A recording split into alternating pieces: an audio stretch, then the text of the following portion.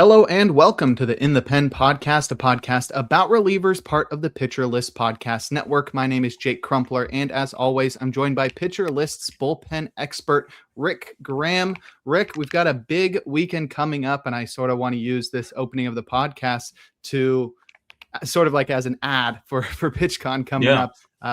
Pretty much the second biggest fantasy baseball conference, definitely the biggest virtual fantasy baseball conference. And you can't even really lock it into fantasy baseball. It's really just baseball in general. But we got 4 straight days of PitchCon.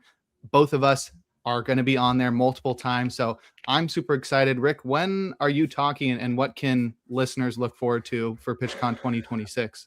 Yeah, so I guess if you are listening to this podcast, the day it comes out, we'll be having PitchCon starting that day, so Thursday the 29th. I will be speaking Thursday night at 7 with Greg Jewett and Michael Carter. We're going to be doing a reliever sleeper panel, which will be really fun.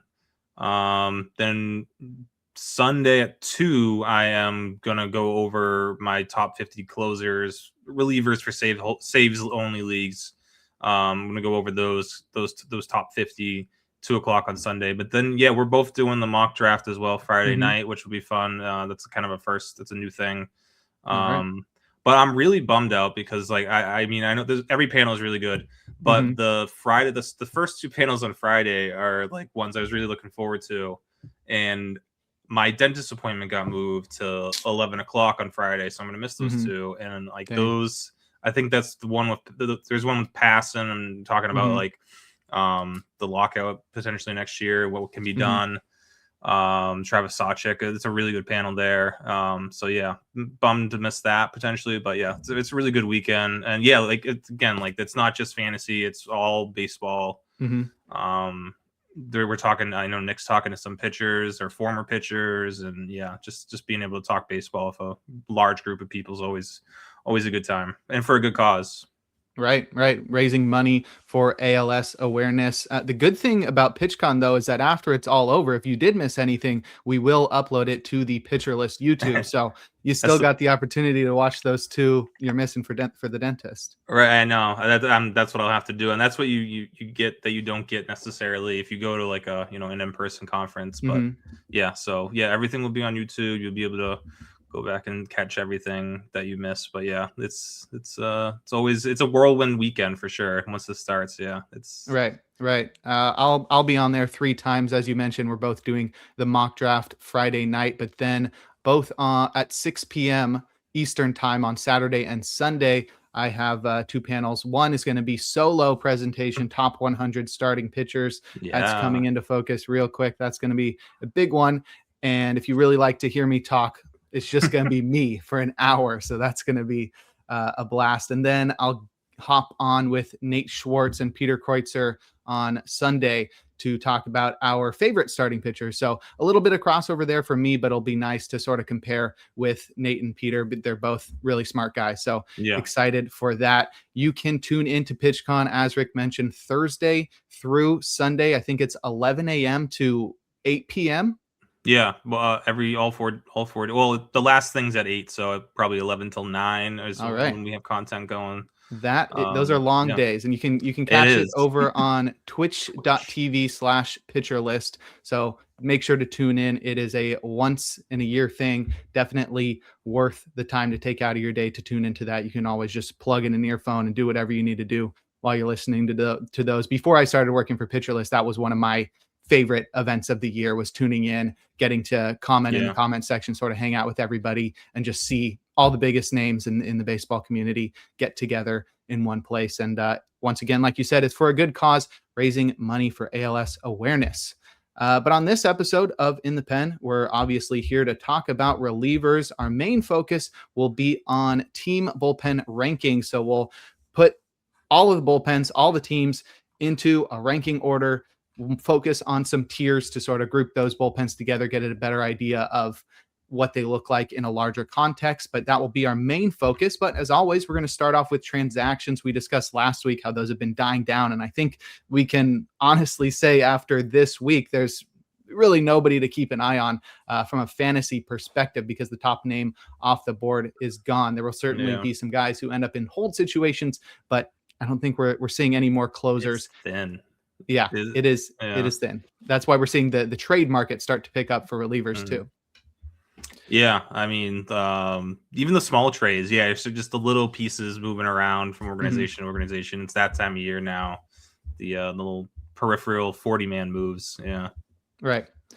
Let's start with a minor one as Jacob Junis signed with the Rangers for 1 year, $4 million. The team designated Dom Hamill for assignment in a corresponding move, and he was subsequently claimed by the New York Yankees. Jacob Junis is a former starter, but does decently well pitching out of the bullpen last year, sub-3 ERA. He just doesn't strike out a lot of guys, but in a weak Rangers bullpen, Junis could be somebody that has a major impact.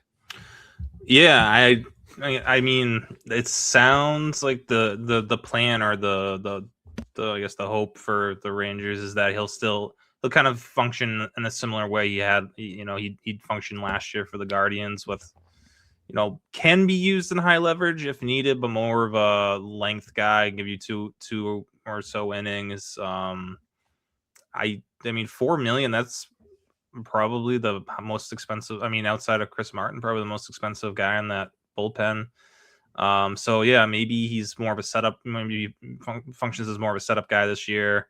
Obviously, the closer role is kind of open. I don't think the Robert Garcia has technically locked that in yet, or is the sure thing closer so far. So definitely open, interesting landing spot for Junis. I don't think it's someone you're targeting in fantasy. Even in holds leagues, would probably somewhat deeper leagues I'd be looking at, if any.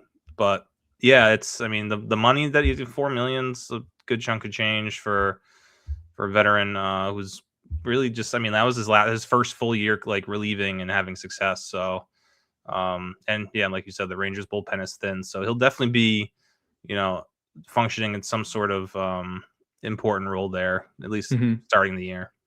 He's always had more of a reliever profile with the slider focus, but his slider is really good.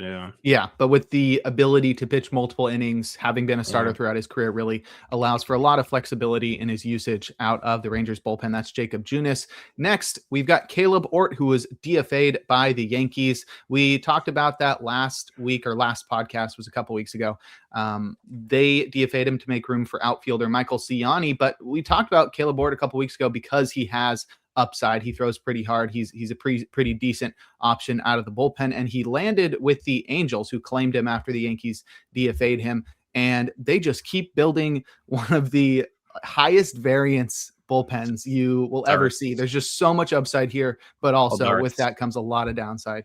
Darts, you said? Yeah, I mean, they're just throwing darts at guys seeing what is sick. I don't know if this is the third team Ort's been on this offseason. Who knows if he sticks? If he was younger, I'm sure he would definitely be. He wouldn't be moving around as much. But at 34, with no options left, and kind of, not the greatest results last year. He kind of broke out the year before. I thought the Astros had maybe figured something out with. Or he still throws hard. But yeah, this bullpen, I know it's pretty. I don't know. It's high variance. There's a lot of guys who are definitely going to be in that bullpen, though. That's where it's like going to be potentially hard for him to find a role there. I mean, like even a guy like Chase Silseth he's out of options already, so he needs to be in that bullpen opening day along with Romano, Yates, Pomeranz, Stevenson.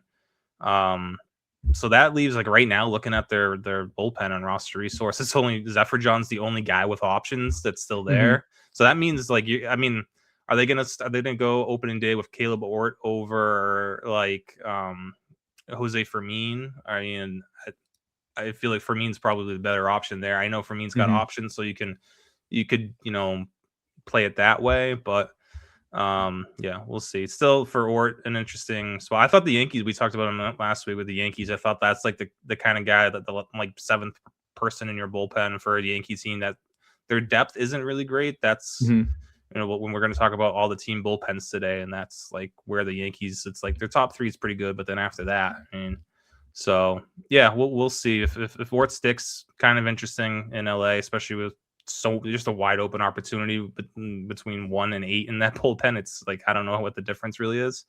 So yeah, it's a decent landing spot for now.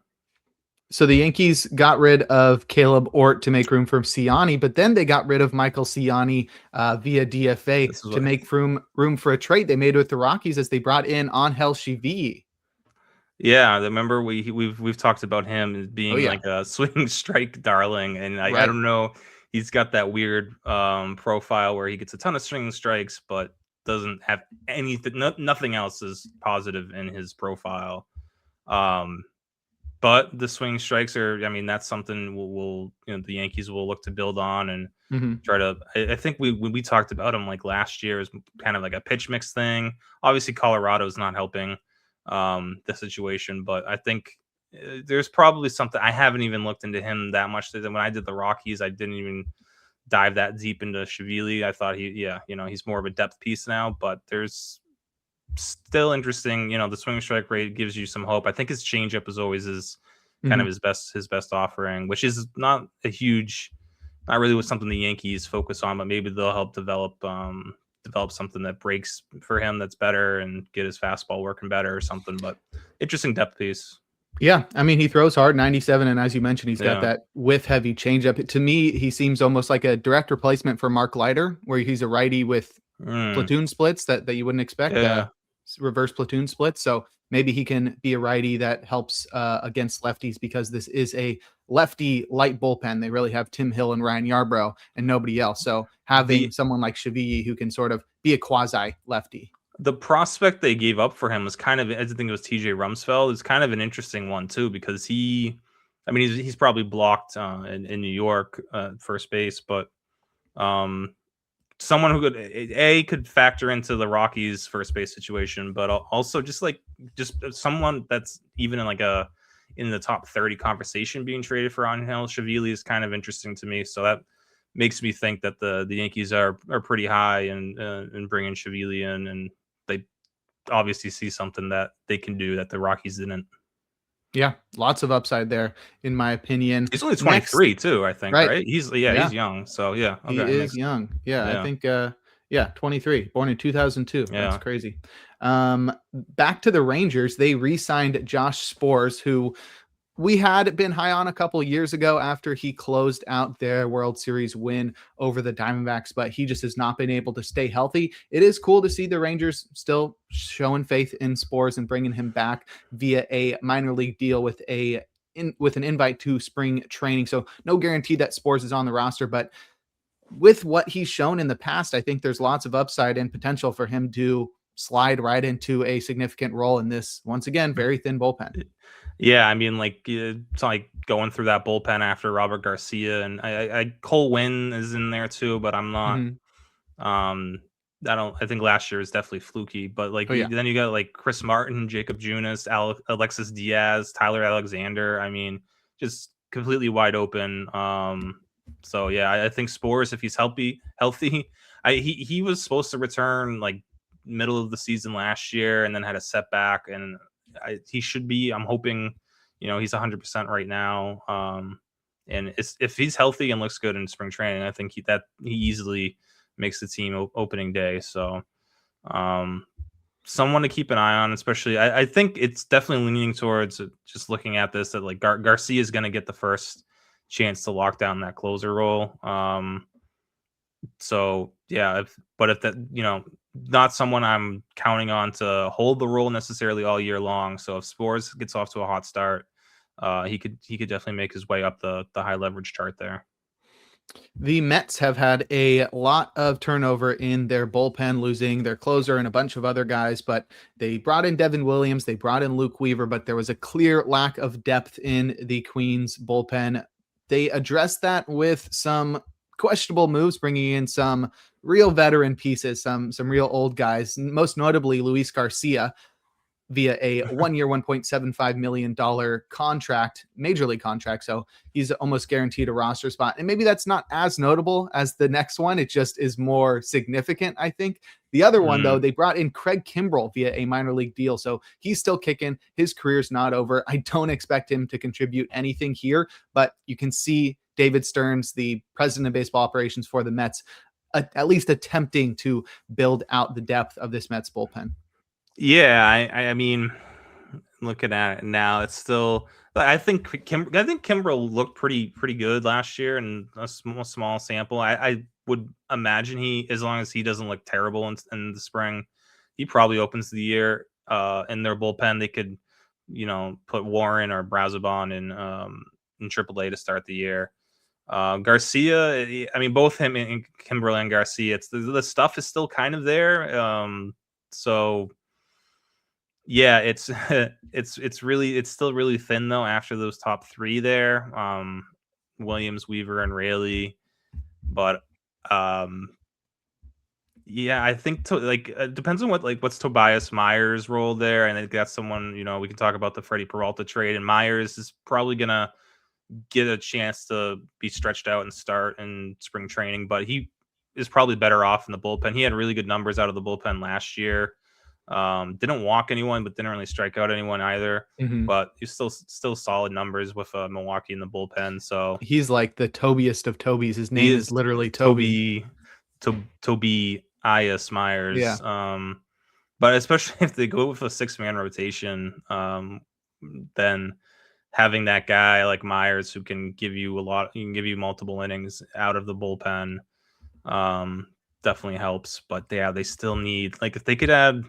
I guess AJ Minter's not here. Also, they haven't projected on the opening day IL, which is maybe likely, but he shouldn't be out too long. So when they get Minter back, it really, really helps a little bit too. But yeah, I'd still like them to. If they had one more righty in that bullpen, I think they'd be okay.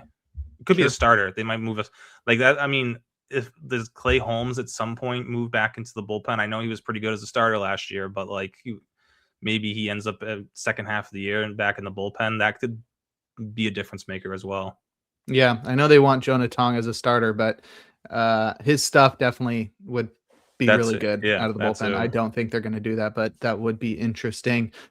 This next move, definitely very intriguing from a fantasy perspective. Taylor Rogers is returning to the Twins after a few years away via a 1 year, $2 million contract. He had a long career as the closer for the Twins, and he's entering a bullpen that did not have a clear front runner for the 9th inning role. And Rogers is definitely somebody that could take on that role. I'm surprised that he was not more coveted on the free agent market. It's not like he was bad last year and he's been really good throughout his career. 3.38 ERA and a 24% strikeout rate last year across 50 innings, but only a $2 million deal. And he's a southpaw, but he will go to the Twins. What's your take on Taylor Rogers signing with the Twins? Is he the closer? I mean, right now with this bullpen and him just being a veteran, and I still would trust him more than Justin Topa as far as the older guys in that bullpen go. So yeah, I think there's some nostalgia there too, where it's like, oh, we've seen him close. We've seen him save 50 games in a Minnesota Twins jersey before. That can sometimes help. Not in one season. Not in one season, but in his career as a longtime Twin. I saw that trade when he was traded to San Diego. I did not realize that's a very interesting trade to look back on from 4 years ago with Brent Rooker going with Taylor Rogers. And Brent Rooker, I mean, if he was still in San Diego, man. But yeah, his velocity, Rogers' velocity has been going down, and that's not a big part of his game anyway, but it has been dropping every year since I think 2021. He's always been a big called strike guy, big called strike merchant. Still getting a ton of called strikes, but not getting almost any swinging strikes at this point. K rate's been dropping. K minus walk was 13.6 last year, his lowest since 2017. He's still, I think he's, the fastball is definitely vulnerable. Sweeper's still really good, or it's definitely plus.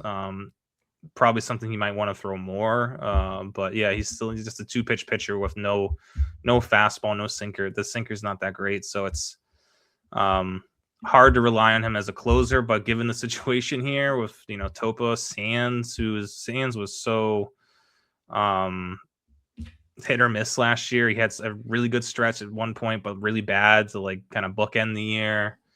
And then there's a lot of names to kind of Eric Orsi could be interesting, but yeah, I think for now Rogers is the favorite, but they could also add. I think Michael Kopech's been kind of rumored to be a target of theirs.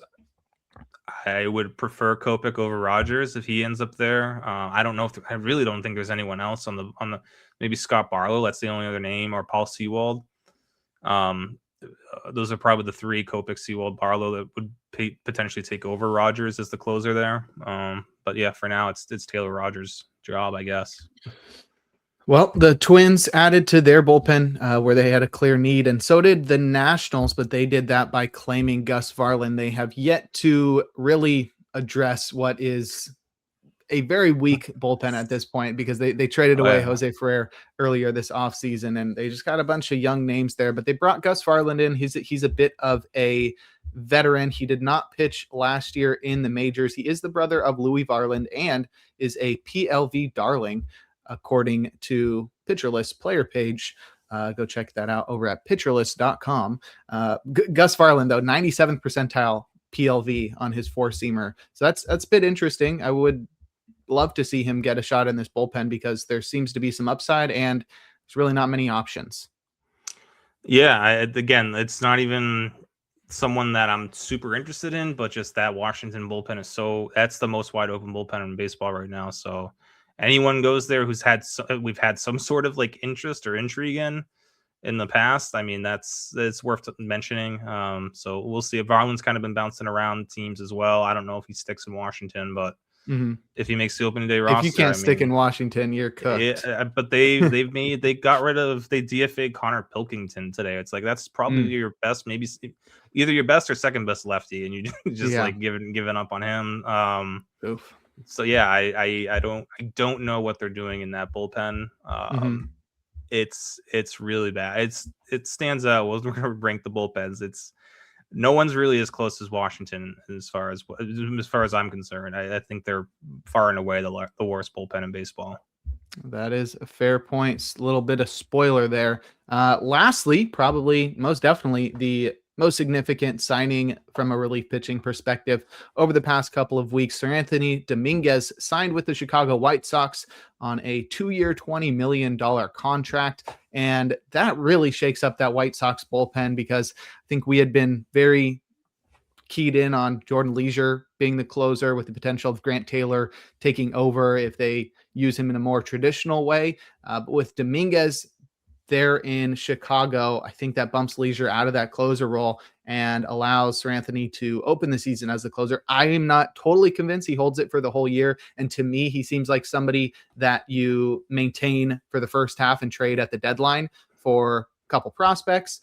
But that does really put a big damper on Jordan Leisure's potential fantasy impact. Yeah, I don't know. I'm torn on Seranthony, looking at his, like, he's been changing his pitch mix a lot the last couple, like almost every year. He's kind of changing things around, a lot of tinkering. I mean, obviously the strikeout numbers are great. I like seeing that. He's always had issues with command. It was off the charts last year, 14% walk rate. Yeah, and I think that's like he started throwing a bunch of new pitches. Which got got a lot of swing and strikes and swing and miss. But if you're walking 14%, like that's, especially we saw it in like the postseason, his command wasn't great, and I don't know. He's gonna get a chance to close, I think, right away. I think Leisure is the fallback option now, and yeah, I know there's a lot of people mentioning like, oh, he'll be good until July and then he'll get traded, which I know he's got a year left. He's got 2 years on the deal, but I still think a team would be interested in, if he's pitching well up until July, I'm sure teams would be interested in him. Contenders would be interested at least. So right. That's also something to keep in mind. But yeah, I struggling to kind of. I'm waiting for them to like fully announce he's the closer. I don't think it's really a competition, just given that he's getting $10 million a year and he's like the veteran of the group now. And he's got closer experience. So yeah, I'm trying to figure out where, before I reveal these rankings on Sunday, Right. like where does he fit in that? I think he's in the 20s. I just don't know where. Because that's a really murky area right now. Yeah. Well, definitely interesting to see that shakeup. We probably got most of the closers locked in. I can't really imagine any future free agent signings shaking up bullpens to the degree of Seranthony, Dominguez, and Taylor Rogers moving forward. So that covers all the free agent and all the transactions from the past couple of weeks. Next, we're going to talk about some news and rumors from the past couple of weeks. But first, we're going to take a quick break here on In the Pen. And we're back. Jake Crumpler here with Rick Graham discussing relief pitchers on the In the Pen podcast. We're going to discuss some news and rumors from the past couple weeks, starting with the Diamondbacks. And they may have a plan to use AJ Puk as the closer when he returns. GM Mike Kazin said that he would like to have somebody that has a clear pedigree of pitching in the 8th and 9th inning, but he's not sure if they'll be able to deploy their bullpen in that way. I think they hope to have Puk back within the first few months, with Justin Martinez, their closer who took over after Puk went down last season, who has a 100-mile-per-hour fastball. He's targeting a second half return. But with Puk expected to return before Martinez, I think they're going to want to deploy him as the closer as soon as possible. Yeah, and that sounds like they're not going to name any sort of closer or interim. Just gonna play it with Ryan Thompson, Kevin Ginkel, Taylor Clark, try to get outs in the 8th and 9th inning with those guys. And yeah, it sounds like, I mean, I still think that's pretty ambitious of Puk to thinking Puk's going to be back as early as they're saying. Same with Justin Martinez. I thought he was for sure out for the year. He might still be. They're usually optimistic around this time.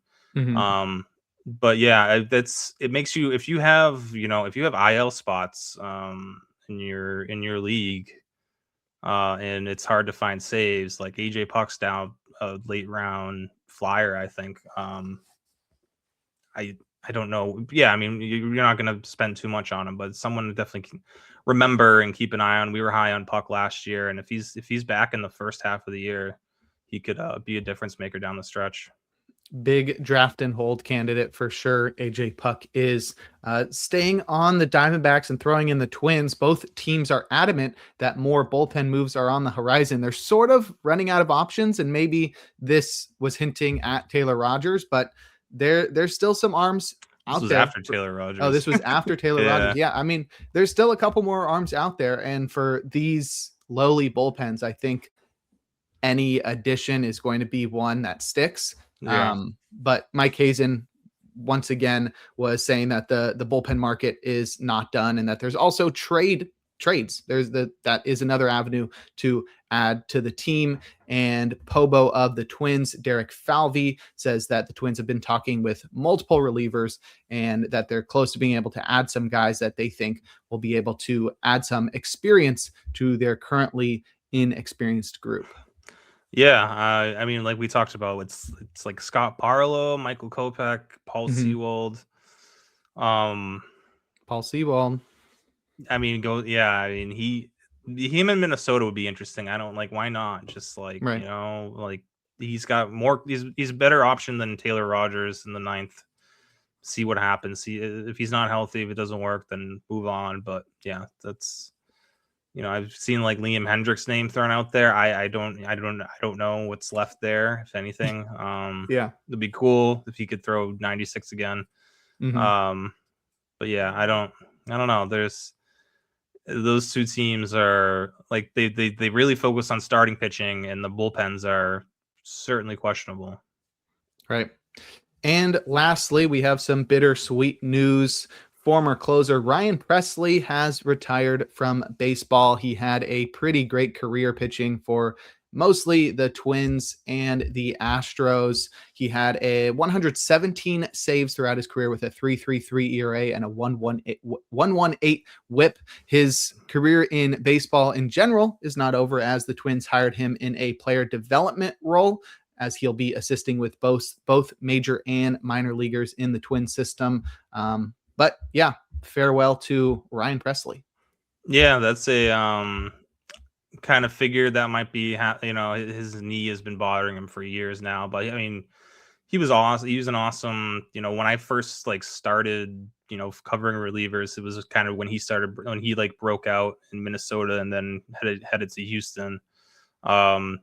Those ratios are awesome. Big strikeout guy too back in the day. That's probably one of the bigger retirements we've had. We had Joe Kelly last week, and I think we had someone the week before as well. So yeah, the Presley will be missed on the field. I think the first one was Eric Swanson. Yeah, that's a young one. I mean, yeah, no one. I mean, Pressley. I love Ryan Pressley in his heyday, especially when I started doing saves and holds, and he was just one of those original lock him into the top 10 of your whole holds list.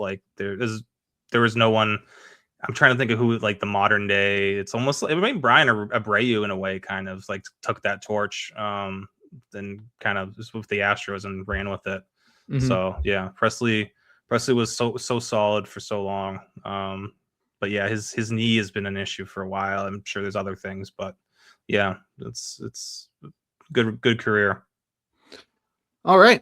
Well, that will wrap up the news and notes. Now we can head into our main topic and discuss team bullpen rankings for 2026.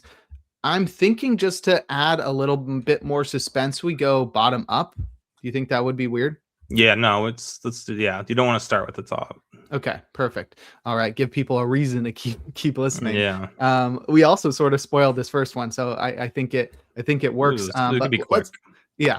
Let's start from the bottom with the worst bullpen in baseball. And as you mentioned, it is a team that sort of stands alone. It stands out as being particularly bad in the current scheme of bullpens, and that's the Washington Nationals at number 30. Right now, they're projected to trot out Clayton Beeter and Cole Henry as co-closers, with guys like PJ Poulin, Julian Fernandez, and Jackson Rutledge setting up.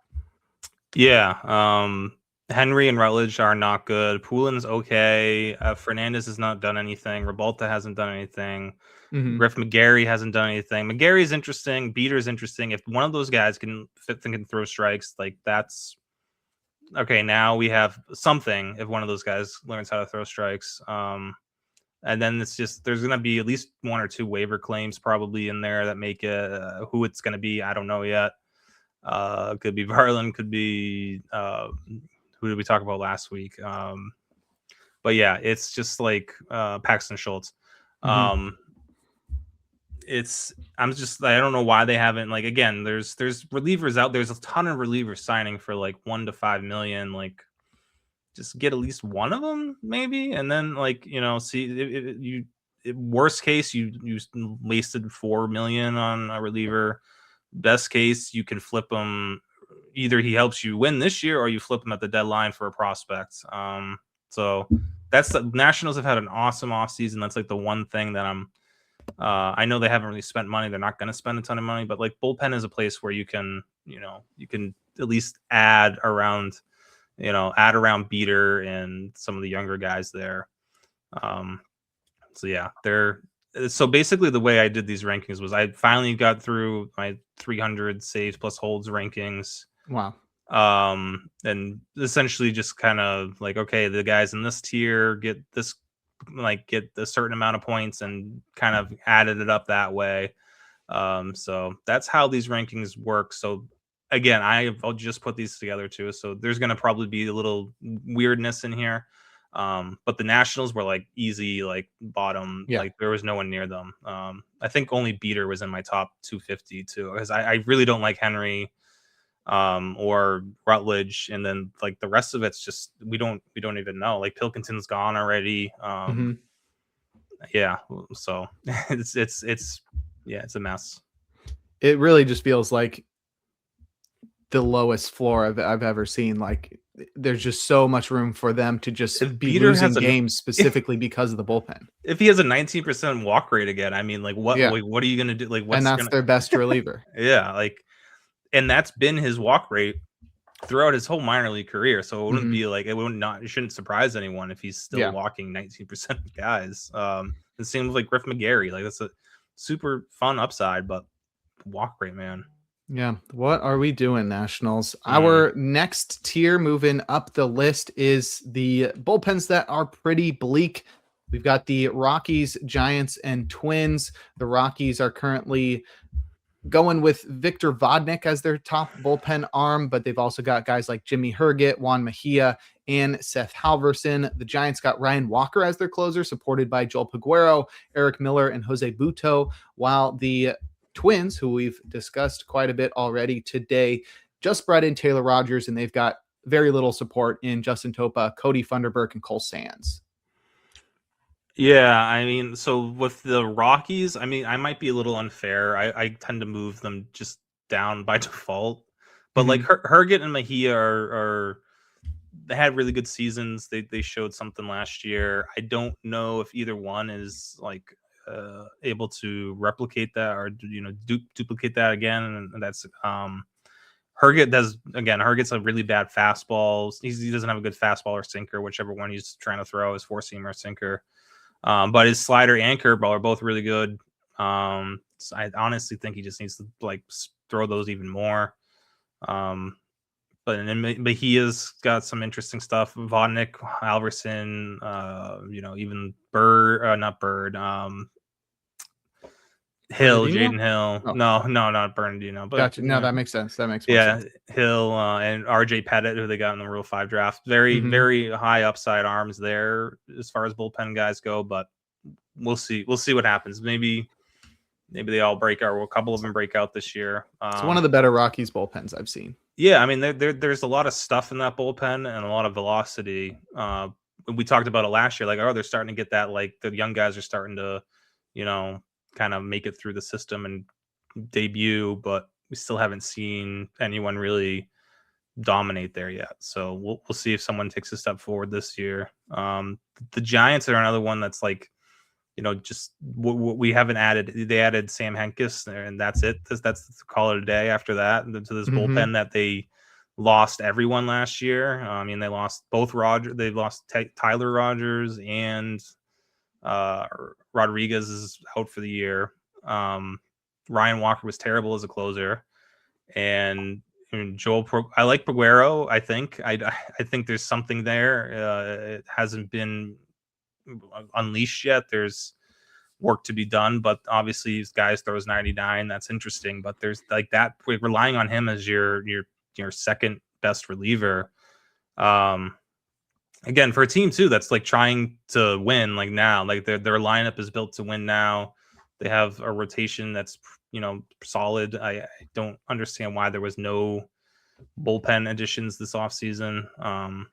And I guess in a similar, fashion, the Twins, their lineup's not as good as the Giants, not close, but their rotation's really good. And, if they just added someone better than Taylor Rogers, that might have been a difference maker. But yeah, there's no one, the top is sketchy. And then from there on out, it's sketchy for all these teams. So yeah, I don't know. We'll see if Peguero makes a step, like if he can, take a step forward and be that like 8th or 9th inning guy for the Giants, and that could change things here. But yeah, all these bullpens definitely need something really good to happen to have a successful campaign. The next tier is a trio of teams that are pretty blech in the bullpen department. Nothing exciting, but they might get the job done. We got the A's, who are fronted by Hogan Harris, Justin Sterner, and Mark Leiter Jr. We've also got the Diamondbacks with Kevin Ginkel, Andrew Salfrank, and Ryan Thompson, and the Texas Rangers, who are trotting out Robert Garcia, Chris Martin, and Cole Winn. So all these bullpens definitely have a path to succeeding But really the success they're looking for is to just like be mid at this point with the current collection of relievers they got. Yeah, I think there's at least with this group more so than the last group is like, the A's have like Sterner and Alvarado.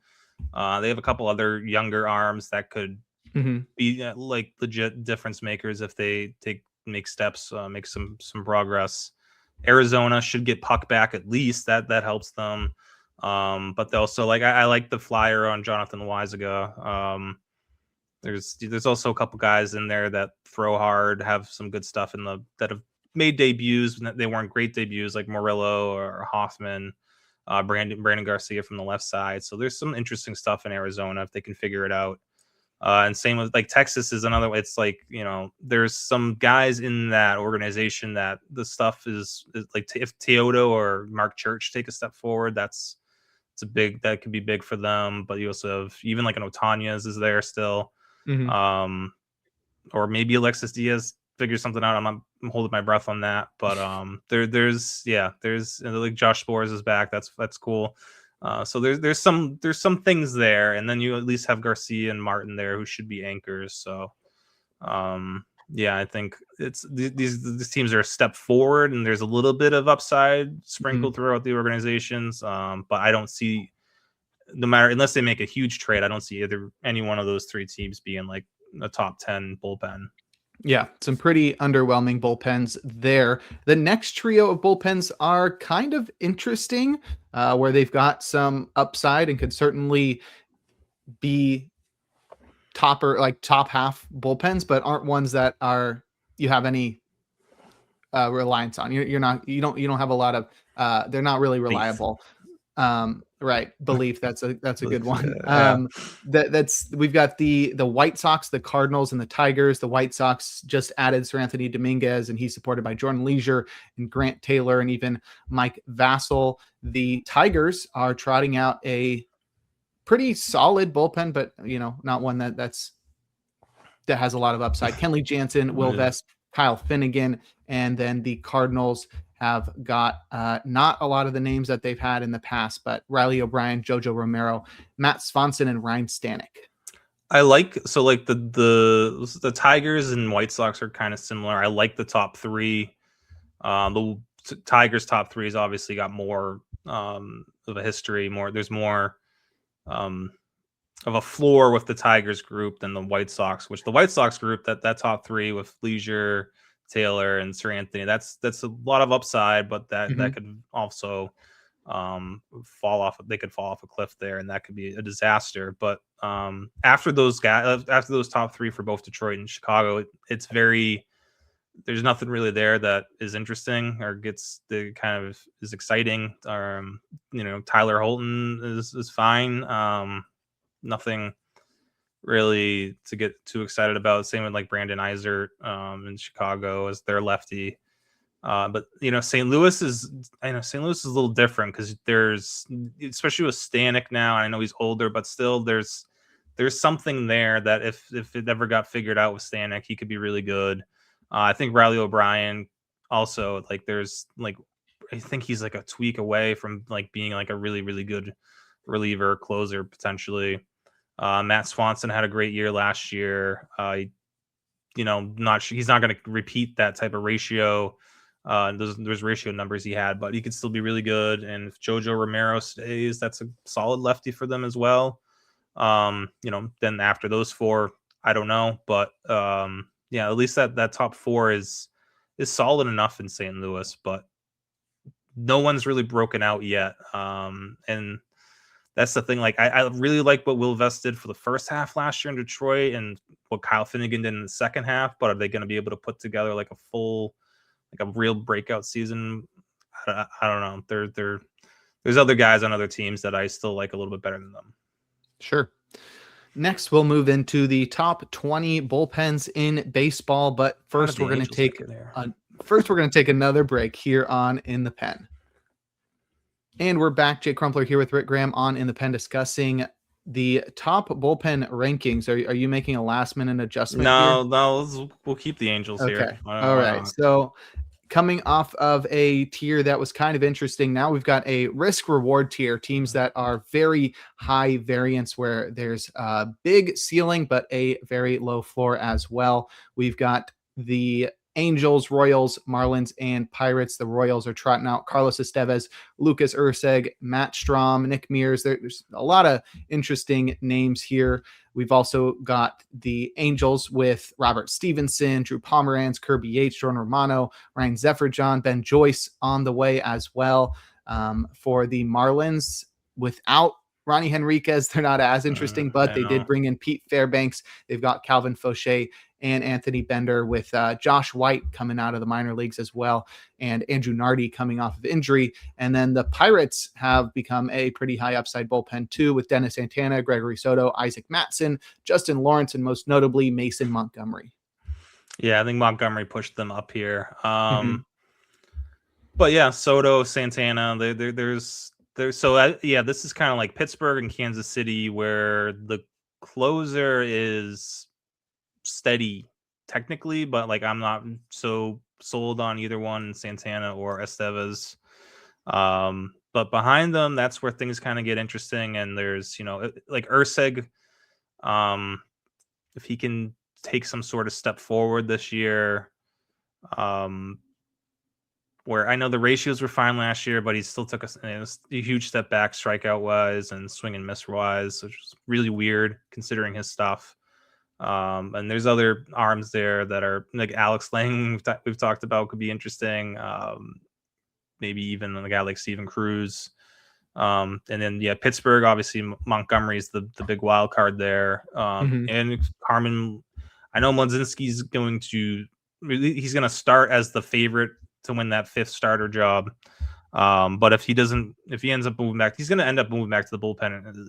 If everyone's healthy and Jared Jones comes back, like Mlodzinski will be back in the bullpen, and that's a place where he can thrive. And I think between him, Montgomery, Justin Lawrence, even without Soto or Santana, that's a pretty good good group there.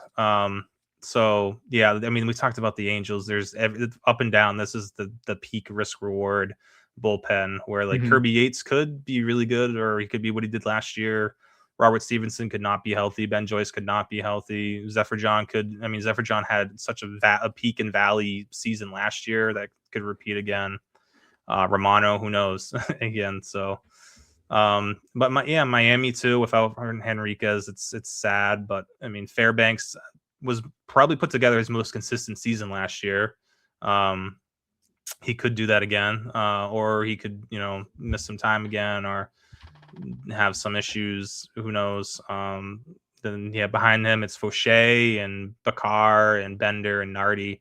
I mean, I'm really looking forward to Nardi returning. I think if he's healthy, that's a big boost for them. But yeah, it's. I don't hate the Marlins bullpen, but again, it's a lot of kind of risk reward there. All right. So we had high upside there. The next tier is bullpens that maybe look good from an outside perspective. Like when I run through these names and mention the top guys, they're going to sound really good, but these are bullpens that don't really have a lot of depth. We've got the Yankees, Red Sox, Orioles, and Mets. The Orioles are running out Ryan Helsley, Andrew Kittredge, Keegan Aiken, pretty solid top core. The Red Sox have got Aroldis Chapman, Garrett Whitlock, Justin Slayton. That's about it. And then the Yankees are a similar situation as well. David Bednar, Camilo Doval, Fernando Cruz, and then a bunch of other guys, while the Mets are top heavy as well, with Devin Williams, Luke Weaver, and Brooks Raley heading the bullpen. Yeah. These are the teams that just the depth is concerning, especially with the Yankees, Red Sox, and Mets more so. Because the bottom halves of those bullpens I do have issues with or worries about. Some upside with all of them, like Zach Kelly for the Red Sox is intriguing to me. We've talked about with the Yankees, Hedrick being kind of interesting there if he can hold on to a roster spot. I don't know, maybe Jake Bird can figure something out this year now that he's been in New York for a while. The Mets too, I guess when AJ Minter comes back, that definitely helps give them a boost. But yeah, the Orioles, I do think that there is some depth there, potentially some sneaky depth there. I do like Rico Garcia. We don't have a huge sample size from him, but his fastball metrics are really good. And Dietrich Enns was really good for them as well last year in the bullpen. So I think, like, those are two guys no one really knows about that could play big roles there behind Helsley and Kittredge. Like, I do worry about Aiken and guys like Stroud and Selby have some intrigue and some upside there, but it's really Enns and Garcia for me behind Kittredge and Helsley. Those two guys might be something for them. Those might have been some fines, which really hurts the Mets because the Mets gave up on Garcia in August of last year. So that's a guy I feel like they could really use in the middle of their bullpen. All right. Well, from top heavy bullpens to bullpens that are good throughout, the next 5 teams are the Phillies, Guardians, Reds, Cubs, and Braves. The Guardians have consistently had one of the best bullpens in baseball. They've got Cade Smith, Hunter Gaddis, Sean Armstrong, and Eric Sabrowski in the NL Central, or first the NL East. The Braves got Raisel Iglesias and Robert Suarez and Dylan Lee, Tyler Kinley, Aaron Bummer. It just keeps going. The Phillies are another team that are really deep. Yohan Duran, Jose Alvarado, Brad Keller, Ryan Kerkering. Love that group a lot. And then in the NL Central, the Cubs beefed up their bullpen. Daniel Palencia, Phil Maton, Hunter Harvey, Caleb Thielbar, Jacob Webb, Hobie Milner, ton of names there. And the Reds as well: Emilio Pagan, Tony Santillan, Graham Ashcraft, Pierce Johnson, and a whole host of young guys as well, including what's that guy? Connor Phillips and the other one, Zach Maxwell. Yeah. And Luis May, if that works out. That's a very interesting ball. They're like what the Angels wish they were. Yeah, that's what they're like, the more advanced version of what the Angels are. The Angels is just super risk reward, but the Reds, there's upside there, as well as I think Pagan's at least solid. He solidified himself as a good reliever, possibly a great reliever. And Santillan behind him as well. And they did a good job adding lefties to that bullpen this year. Not flashy lefties, but Ferguson and Brock Burke are still, more than serviceable at this level. All of these teams, like the depth, even Cleveland, you go down, like Matt Festa had a pretty good, breakout year last year and has their 5th or 6th reliever. The Phillies adding, they lost Matt Strom, but they brought in Jonathan Bolin, who I think could be really good.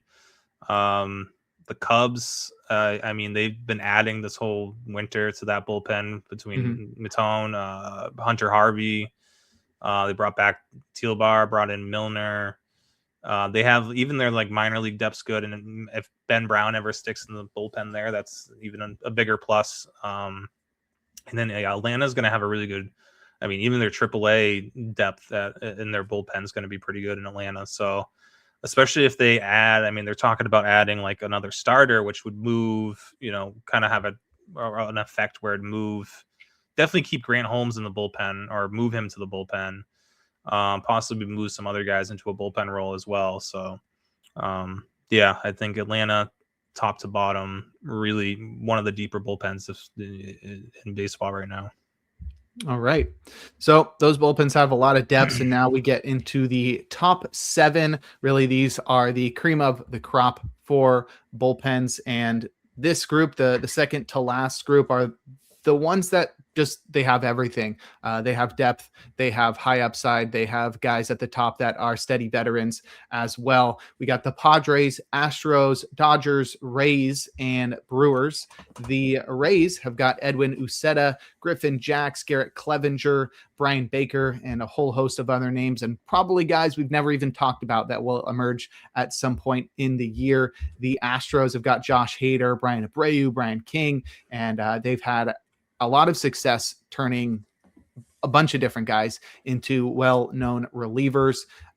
The Brewers have always been one of the best bullpens in baseball. Abner Uribe, Trevor McGill, Jared Koenig, Aaron Ashby, and Angel Serpa. He's probably going to be a starter, but we'll see how that pans out. And then in the NL West, the Dodgers got Edwin Diaz this offseason, which was huge, to pair with Tanner Scott, Blake Trinan, Alex Vesia, and all their failed relievers, including World Series hero Will Klein. And lastly, the Padres, who had one of the best bullpens last year and now get a full year of Mason Miller alongside Adrian Morejon, Jeremiah Estrada, and guys with incredible names like Bradley Rodriguez. So originally San Diego was further down this list, but then I realized that I wasn't accounting for Jason Adam, who should be back in the first half. That's a huge addition because after they were, to me, they were like in that top heavy tier because it was that top three, obviously Miller, Morejon, and Estrada are awesome. After that, I mean, David Morgan, maybe there's something there. There's more there than I'm missing, but he's not like a top 100 reliever for me. None of those guys are like Bradley Rodriguez could be a top. He's got ridiculous stuff. He could be a top 100 guy, but we haven't seen it yet. So yeah, even though they are top heavy, though, like that top three is still like I should be. That top three is better than pretty much. I mean, it's probably the best top three in baseball between Miller, Morejon, and Estrada. So they deserve a little bit more love. But then, yeah, I mean, like Houston is running the back with all their lefties. Houston and Milwaukee have so many lefties, and they have like most of the good ones. It feels like, especially Milwaukee. If I think they're slated to have 5 lefties. Wow. Between Koenig, Ashby, Zerpa, Zastrinsky, and DL Hall. Hall was not great last year, but again, there's obviously some upside there. We know what his prospect pedigree is. But Ashby was really good. Koenig was awesome last year, and I think obviously they're really high on Zerpa because they gave up a lot for him. So I think you have Uribe, McGill, and then it's like even deep after that. It's a solid bullpen, but the top 2 are obviously awesome in Uribe and McGill. Tampa Bay, I'm still, fully sold on Griffin Jackson, Edwin Uceta, and Garrett Clevenger being the third guy there is a luxury to have, especially as a lefty. But then you can supplement it with Brian Baker, and there's Cole Sulser was pretty good last year. He's like. Tampa Bay will always find 1 or 2 relievers throughout the year you've never heard of that will be just really good. And then, I mean, the Dodgers, it's, you just can't, like, no matter what, they're going to be, whatever it's their bullpen, their starters, their offense, it's going to be a top 5 or 10 unit, no matter what. And Edwin Diaz definitely bumps them up a huge amount here. But even still, I like Scott as a comeback option here in holds leagues. Probably can get 5 or so saves as well. Vesey is still great. I don't know. Trinan might have something left in the tank. Gratterall coming back. That could be. I don't know. I don't know what we see there, but it'd be fun to see him at least pitching again. And Will Klein had that really good World Series run, but we've talked about him a lot. Like there aren't a lot of prospect relievers, but he was always one of them. Like that was someone we were, noticing when he was getting moved around, and the stuff there is real. And the Dodgers have one of the best player development staffs in the league, if not the best. So maybe they can get Klein to have, take that step forward. And Edgardo Henriquez is even on that opening day. Ben Kasparius. I mean, you can go to AAA. The Dodgers are just ridiculous. So it's just so many riches there. That whole the AAA bullpen is really good there. It's probably definitely better than the Nationals bullpen. I'll say that. Yeah, for sure. Yeah. Any team in this tier could end up as the top bullpen in baseball, and it would not be surprising. That leaves 2 teams in the final tier, the top tier. These are basically near perfect bullpens. We've got the Toronto Blue Jays, and then at number 1, the Seattle Mariners. The Blue Jays. That's right. So we could see a rematch again at some point in the World Series, or not in the World Series, in the playoffs. But the Blue Jays got Jeff Hoffman, Jimmy Garcia. They brought in Tyler Rogers. They got Louis Varland last year. They got Brandon Little, and they have a ton of depth as well. And then the Mariners, even better, Andres Munoz, Matt Brash. They traded for Jose Ferrer this offseason. They got Eduardo Bizardo, Gabe Spire, Carlos Vargas, and probably a ton of depth in the minors as well. And both of these teams have been really good at pitcher development as well. So definitely understand why these are the top 2 teams. They were incredible last year. They added more players this season, this offseason, and they got guys during the trade deadline last year that will contribute for the whole season in 2026. So Blue Jays and Mariners, the top 2 teams. Yeah, the Blue Jays are initially kind of surprised me how high they ranked here when I put these together. But it's depth. Obviously Hoffman's gonna bounce back from last year's debacle. The home runs aren't that he's not gonna give up a million home runs again. So he's in the second tier of relievers, and then from there on out, it's like Jimmy Garcia. He needs to stay healthy, but I'm excited for him being back this year. He was off to a great start last season. And it's so they go 8 or 9 deep in this bullpen, and like Rogers is a big acquisition for them, obviously. Varland, we haven't even seen Louis Varland at his best as a reliever. I think that's still to come. I mean, Brandon Little had a huge breakout as their top lefty last year. Tommy Nance, no one even knows or cares about, but he was actually really good in a small sample for them last year. And even like Eric Lauer, if he's in the bullpen for them, he was really good out of the bullpen for them last year. And then like that's not even including, I think 2 of their best relievers are slated to start in AAA, and Braden Fisher and Mason Fluharty. So again, you talk about like AAA depth, like the Blue Jays have it. Plus they have that type of upside in Hoffman and Garcia and Varland. That just puts them in a little bit above some of these other teams, I think. But yeah, the Mariners, I mean, I think the Ferrer move put them above everyone else. And they're still looking to add. I don't know. I mean, they added Cooper Criswell, but I think they're actually looking to add. I think they were still linked to Jojo Romero even after getting Ferrer. So they want to add a third lefty and have. I mean, imagine having a lefty trio of Ferrer, Spire, and Romero. I mean, that's nuts. That's to go with Munoz, Brash, Bizzardo, who was so good last year and so good, especially in the second half in the postseason. And Carlos Vargas is a guy too who shouldn't be slept on if he takes a step forward, because his stuff, he's got the stuff to be a high leverage guy as well. So they even they also they have what's that 4-8 really 7 guys on the 40-man roster list, relievers, and starting in AAA this year as of now. It's like Troy Taylor, who's kind of a prospect reliever for them. Alex Hoppe from the Red Sox is an interesting name. They just got Zulieta from the Reds as well. So yeah, they're really deep, really just talented all around. Definitely, I think when you include that starting rotation in Seattle, I think it's pretty fair to say that the Mariners have the best pitching in all of baseball. I think that's the one that's where top to bottom rotation to starters through relievers, I think the Mariners are the best pitching organization in baseball right now. No argument with that. I think really overall only the Dodgers and Blue Jays could definitely give Dodgers, them a run for their money. I know. I just don't want to say the Dodgers. No, thank you. I appreciate that. I appreciate that.